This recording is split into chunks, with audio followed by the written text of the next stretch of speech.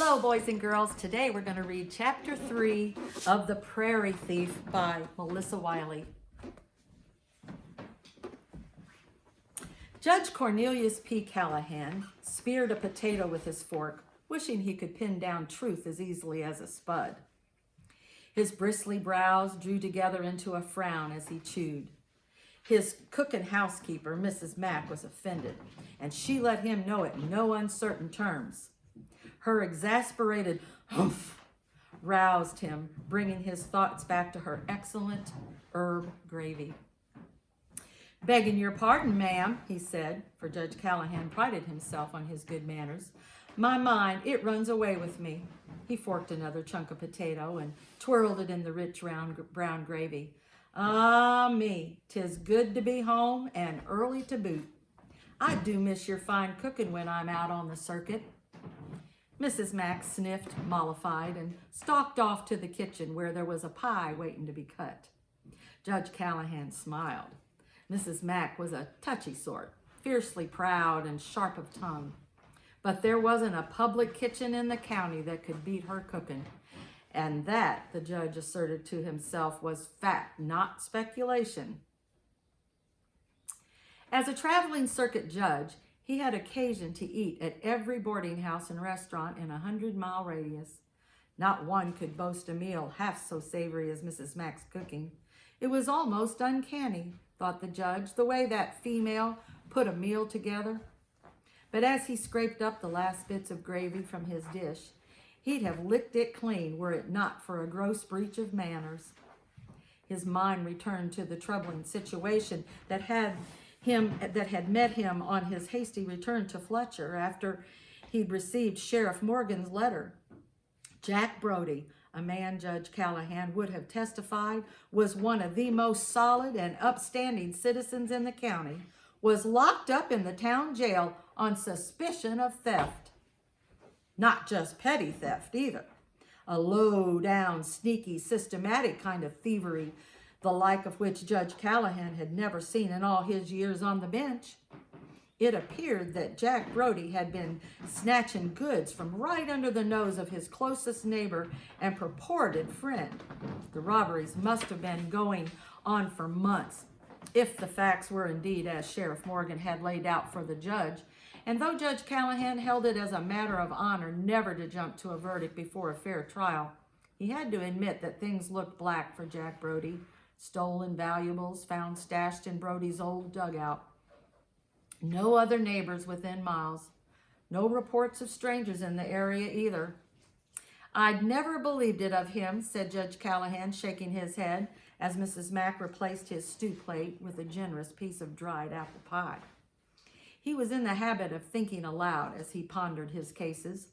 This had been the practice for many years, the long, lean years of solitude during which he had subsisted primarily on cold beans on toast, until Mrs. Mack had appeared and taken him in hand. He had not seen fit to change his habits after her arrival, and indeed he had found her to be quite a shrewd judge of character. She had listened with gratifying interest to the sorry tale of Jack Brody's arrest. "Where is this child?" she demanded in a tone so fierce it startled a crow sitting on a branch of the wild plum tree outside the open window. The bird answered with an indignant squawk. "Who's looking after the girl?" The judge swallowed his bite of pie. "Sheriff Morgan left her with the care of the Smirch people," he replied. "Wasn't much else he could do under the circumstances." "Poppycock! I've never heard of anything so ridiculous in all my considerable years. Leaving the poor mite in the care of the very folks who accused her father. It's preposterous." Judge Callahan frowned. He couldn't say he disagreed. There was something about the whole business that left him with a deep uneasiness in the pit of his stomach, a pit that was rapidly being filled with Mrs. Mack's fine pie. "By jingo, I can't seem to make out what all you flavored it with this time, ma'am. Brown sugar, a wee bit of molasses, if I'm not mistaken, and nutmeg. That's indisputable. But there's something else, am I right? You can't have gotten your hands on any cinnamon, can you?" The housekeeper snorted, her eyes half-moons, seamed with wrinkles, crinkling with myrrh. Ah, she did love to stump him with her cookery secrets, reflected the judge. You needn't waste your wits trying to guess, she replied in her usual tart high tone. I reckon you'll need every one of them to put two and two together and come up with 4. Judge Callahan's eyebrows rose. It's like that, is it? He retorted. Do you mean to tell me that you've got it all figured out? You know the truth of the case? It was as plain as pie to me the moment I heard, said the housekeeper archly, her arms crossed over her plump midsection. The moment you heard, the judge sputtered. Well, let's have it then. Is Brody guilty or not? But Mrs. Mack was sniffing her offended sniff again and refused to enlighten him. Far be it from me, she humped, to interfere with matters of the law, me being just a humble cook and all. She collected his empty plate and fork and headed for the kitchen, muttering under her breath. Confounded female, thought the judge, touchier than a porcupine with poison ivy. Her shrill voice rang out from the kitchen above the clatter of dishes, eliciting another startled squawk from the eavesdropping crow, as if any fool couldn't see the man as innocent as a May morn. Ah, replied Judge Callahan, but I'm not any fool. His housekeeper's opinion, no matter how emphatically stated, was not something to base a verdict on. No, this case wanted facts and answers. If Jack Brody hadn't stolen those goods, then who in the tarnation had? Chapter 4, No More Spiders in Our Stew. Your pa's gonna hang, said Winthrop Smirch. He was a round-cheeked, lanky-haired boy with 2 missing teeth and extremely dirty toenails. He was supposed to be gathering buffalo chips for his mother, but instead he and Charlie were pestering Louisa as she gathered the morning's eggs. It was her 3rd day with the Smirches, and each one of them had felt like a month of Sundays. My ma says so. She says he's a dirty robber, and he deserves what he's got coming. Louisa's blood was boiling, but she tried to speak calmly. Pa wouldn't like her cussing out a little boy, which was what she felt like doing. Your ma is mistaken, she said, in what she hoped was a dignified tone. There's been a terrible mistake, but my pa'll get it sorted out. The sheriff is probably investigating the matter right this minute. Nah, said Winthrop. He's gonna hang soon as they round up a jury. What do you mean hang? Asked Charlie, the 4-year-old, and he groped in his breeches pocket and pulled out a stone, cradling it in both hands like it was a precious jewel. It was just an ordinary creek stone, round and smooth, a creamy pale gray, almost white. Charlie was exceedingly attached to it. Last night he had fallen asleep with it clutched in his grubby fist. It was lost somewhere in the bed by sunup, and Charlie began the day with a frantic, squalling outcry over his missing stone. During the course of a single morning, Louisa had seen that stone dropped into the butter churn, flung into the fire, tucked into a hen's nest for safekeeping, kicked into the straw and the muck of the barn floor, and poked into Charlie's ear. It had occurred to Louisa that if Mrs. Smirch could just free them all of the burden of keeping up with that stone, she might not be such a cross-stitch. A few more days in its company, and Louisa feared the sourness might settle into her own soul as well. Of course, putting up with Winthrop wasn't helping matters. Hanging's what they'll do to robbers, he explained to Charlie. They put a rope around your neck and drop you, and then you're dead. They're going to hang Louisa's paw, and I'm going to watch. Winthrop Smirch, cried an outraged voice. You take that back. Jessamine came flying out of the house, her straggly braids flapping behind her. She rushed up to Winthrop and stood quivering before him, her brown eyes dark with fury. You take it back, she repeated. That's a mean, hateful thing to say, and I won't stand for it. Winthrop scowled up at her, his pale eyes wide. He reminded Louisa of his pa, with that half-sullen, half-trapped expression. Mr. Smirch had looked just the same way when he and the sheriff rode into the barnyard to arrest Pa. "Ma said so," Winthrop said uncertainly. "I'm a-telling her you hollered at me." "Well, you go right ahead," said Jessamine, putting her bony hands on her hips. "I don't care what you tell her, so long as you don't say awful things to Louisa. She's our guest, you know," she added witheringly, with her scorn seemed lost, but her scorn seemed lost on Winthrop. "She ain't no guest," he retorted. "She's a bother. I heard Ma say so." Louisa spun on her heels and stalked away from the little boy. He was just repeating what his mother had said anyhow. Might as well be mad at a calf for mooing. That's what Pa would say. Jessamine hurried after her. "Don't you mind him," she said earnestly, trotting up beside Louisa. "Our Aunt Mattie neither. She's an old crosspatch, that's all.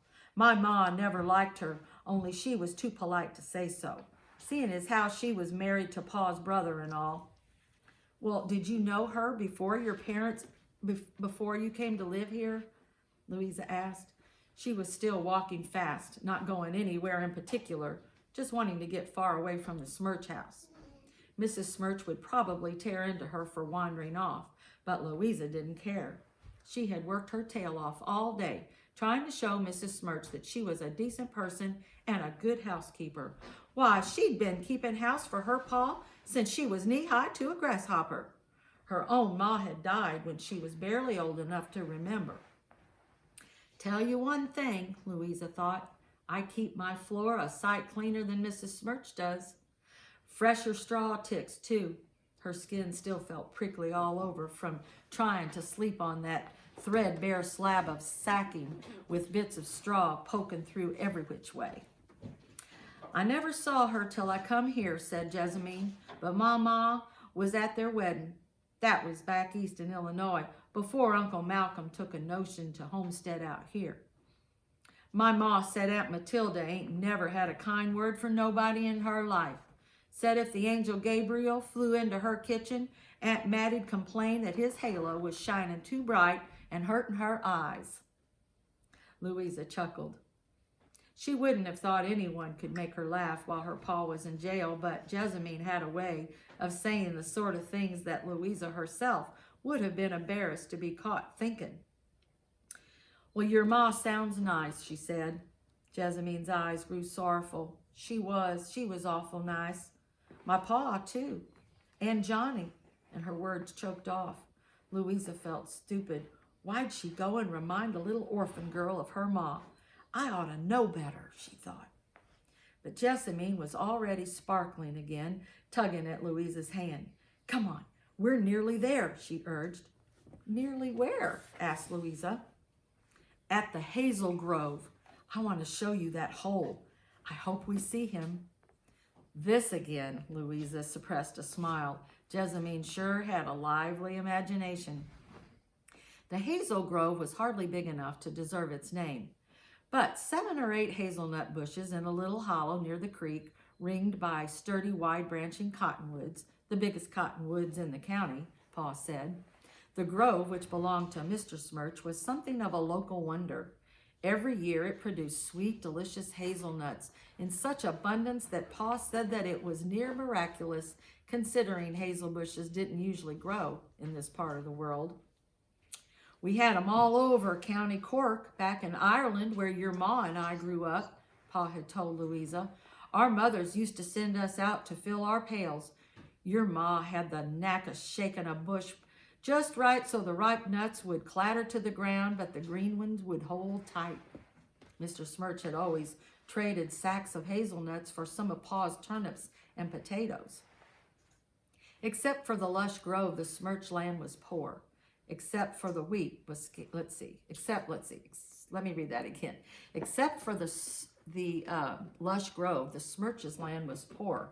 Mr. Smirch's wheat was scant and his potatoes shriveled.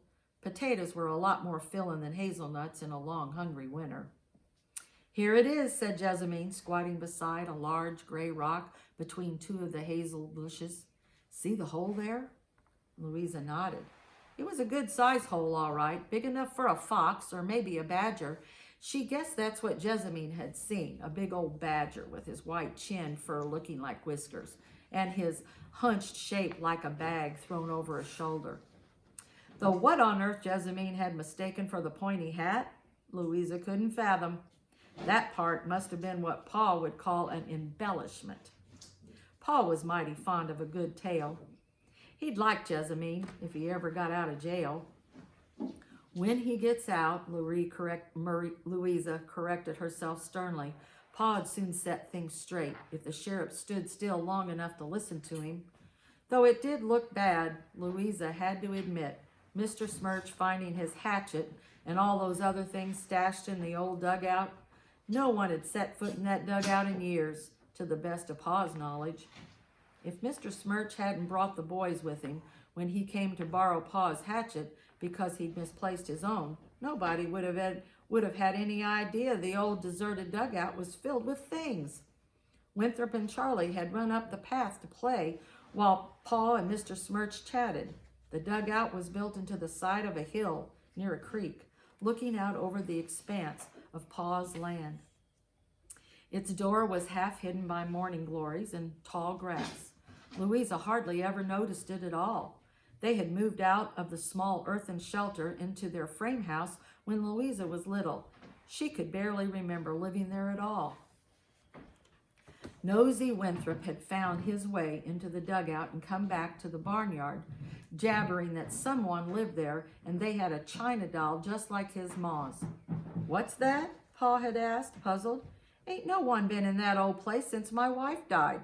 She used to use it for a storing potatoes, but the critters kept getting in." Curious, Pa, Mr. Smirch, and Louisa had walked up the hill to see what Winthrop was going on about.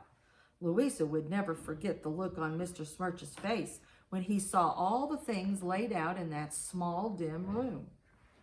"That's where there's my hatchet," he said in a low, grim voice, "and that's my clock, and I'll be darned if that ain't my pocket watch. It's been missing for months." He turned toward Pa, his face suffused with a terrible red anger. "What in the thunder are you playing at, Brody?" Pa had looked utterly bewildered. "I'm as flummoxed as you are, Malcolm. I had no idea all this was here. I can't imagine who—" He turned toward Louisa and then in a sudden alarm, "Louisa, you know anything about this? Tell the truth now, darling." "No, Pa," Louisa had cried. "I haven't been here since I was Winthrop's age, honest." Pa studied her face for a long moment and then nodded. "Well, I don't know what to tell you, Malcolm," he'd said, his voice calm again. "It wasn't me and it wasn't my daughter, and I'm as confounded as you are to see all these things on my property. There's something mighty strange going on here, that's certain."